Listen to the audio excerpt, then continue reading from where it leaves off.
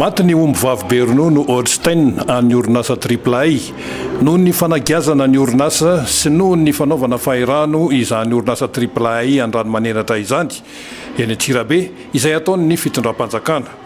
Noho ny tsy fampian'ny sakafo ho an'ireo omby ompiana ao amin'izany toeram-piompiana izany na ny farm amin'ity orinasa ity. Omby iray no maty ary saika ny 50 isanjaton'ny omby ompiana ao amin'izany farma izany dia andalam-pahafatesana ihany koa ankehitriny. Ny antony dia tsy azon'ny fiarakodia sy ny traktera idirana ny toeram-piompiana amin'izany orinasa izany. Omby mahatratra any amin'ny 800 amin'izao fotoana izao no ompiana ao amin'ity toerana ity ka ny 800 amin'ireo dia omby vavy be ronono Holstein avokoa fa ny 100 kosa dia omby gasy. Ho an'ny toeram-piompiana industrialy toy ny AAA ao an-dranomanenatra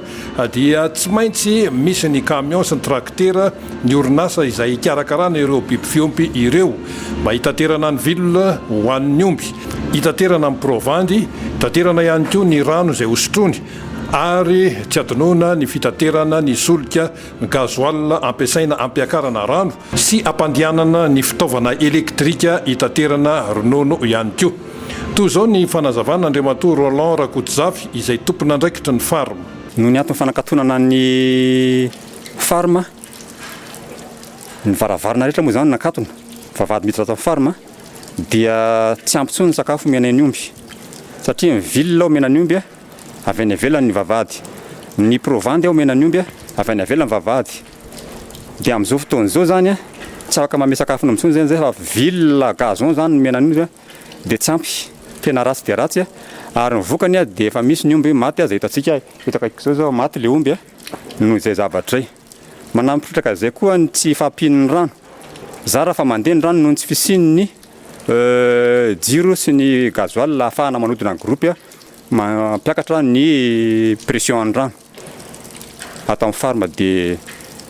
sarotra le fiompiana ary tena tsy mety intsony le izy noho izay anton'izay. Dia sy mety tanteraka le fiompiana amin'izao fotoana izao. Nidina teny toerana ihany koa ny mpisolo vavan'ny orinasa AAA ny maître Ratefy Mahefa Mijoro Dimineloa nijery izay fahavoazana miantra amin'ity orinasa ity izay natreha ny vatitany. Nangataka tamin'ireo mpitandro ny filaminana miandro ny vavahady mba hahafahan'ny fiarakodia sy ny traktera miditra mba ahafahana ihany koa mampisakafo araka ny tokony ho izy ireo biby fiompy omby vavy be ronono ireo izay marefo tokoa amin'izao fotoana izao. Araka ny baiko azon'ireo mpitandro ny filaminana nefa tsy azo idiran'ny fiarakodia mihitsy ny faritry ny orinasa sy ny toeram-piompiana hatreto. Toy izao mifanazavany maître Ratefy Mahefa Mijoro Eloa. Ny antondia aty moa zany nisy ny fahatongavany huissier de justice taty zany androany mijery satria araka ny vaovao azo avy aty amin'ny tompona andraikitry ny farma dia misy ny fahafatesan'ny omby ary rahantsika nahita izay zavatra izay ary misy koa zany ny omby izay tena efa marary.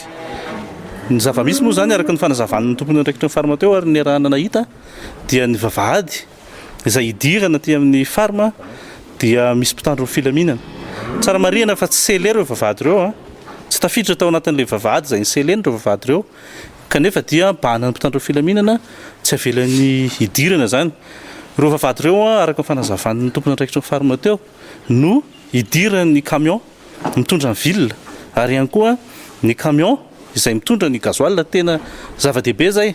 satria ny camion mitondra ny gazoil no mamelona ny gropy gazoil izay amelomana ny gropy izay mitarika ny rano izay sotrony ireo omby ireo. Ny fahafatesan'ny omby dia tsy fampitsakafo sy ny tsy fampiana rano araka ny voalazany tompona andraikitry ny farma teo zany. Ka izay zavatra izay no heverinay fa raha ohatra ka tany am-piandohana ny zavatra misy dia ny hoe misy ny arrêté ministériel interministériel izay ataontsika hoe mandidy ny fampiatoana vonjomaika ny asan'ny société AAA dia ny anton'izay zany dia hoe jusqu'à la régularisation ny papier administratif ny société AAA. Amin'izao fotoana izay ary fanontaniana petrako amin'ny tompona andraikitra izay dia ny hoe ny fanaovana fahirano omby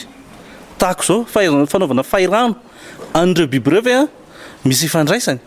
amin'ilay fanakatonana vonjomaika suspension provisoire ny activité ny société triplé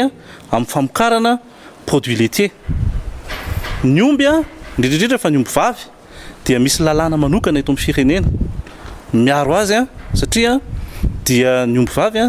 everitsika fa amin'ny firenena izay ataontsika hoe ny arentsika malagasy dia ny omby zany dia manana andraikitra mananjara toerana lehibe dia lehibe ao anatin'izay zay natonga ny mpitondra fanjakana nametraka lalàna manokana mikasika ny omby vavy. Zavatra mahagaganay raha zao zavatra mitranga matinona maty mangetaeta ny omby dia ozy izay hoe rehefa ombiniza zany dia natao arovana ary rehefa ombiniza dia tsy natao arovana. Zay ny zavatra manahirana ao anatin'izao raha izao ka manaitra ny sain'ny tompona ndraiky zahay amin'izao zava-misy zao satria dia miteraka favoazina tsy romantany ho an'ny société triplé izao zavatra misy zao ary ihany koa izay iverinay fa tsy mety loatra eo amin'ny toetsaintsika malagasy tsy mety loatra raha tompona ndraiky mpanjakana zay mahita zavatra ohatrao ary matoa mandray acte zany ianao en tant que responsable administratif dia tokony mahafantatra tsara izay mety ho vokatry ny acte raisinao zay. Nisy dia efa nifanaovan'ny société triplé sy ny fanjakana fa ny DLC dia nilaza mazava tsara fa tsy manakana mihitsy ary tsy miseleny vavahady anankiroa izay miditra aty amin'ny farma amin'izao fotoana izao nefa dia mahagaga zay satria araky ny fanontaniana izay napetraka tamin'ireo mpitandro filaminan'ireo dia milaza izy fa ordre avy any amin'ny OMC no mahatonga an'zareo manakana ny fidirana aty amin'ny farma. Zay moa zany amin'izao fotoana izao dia amin'ny mandala ny ara-dalàna fandalana n'izay ara-dalàna zay dia tsy maintsy ara-dalàna fa tsy atao anditra kory ny miditra eo fa misy ny fangatahana izay efa mipetraka any amin'ny tribunaly référé à bref délai ady maika amin'ny hamelana ny fidirana tokony hamelana ny fiara hiditra malalaka aty amin'ny farma zany. Tsara manamarika fa raha tokony ho tanterahana ny alarobia 7 marsa ny fitsarana ady maika momba ny fanagiazana ity orinasa ity dia nahemotra ny zoma izao indray zany ary efa niroso tamin'ny scellage définitif na ny fanidina tanteraka izany orinasa izany ihany koa ny sekretera jeneraly izay iraky ny préfet any an-toerana io maraina io.